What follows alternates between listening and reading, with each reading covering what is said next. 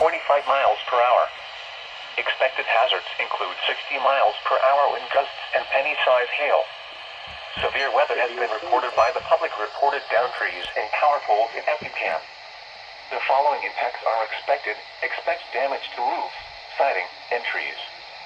This severe thunderstorm will remain over mainly rural areas of southwestern Coles, northwestern Jasper, southeastern Shelby, western Cumberland, north-central Clay, and eastern Effingham counties, including the following locations: Trowbridge, Woodbury, Gila, Effingham County Airport, Elliotstown, Sigel, Latona, and Hartville.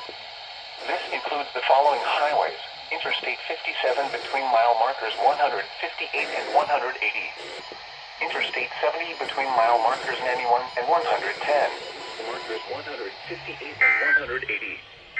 Interstate 70 between mile markers 91 and 110. For weather radio, all hazards. Station KXI. Hey Carl, turn up the car radio. Northeast winds 5 to 10.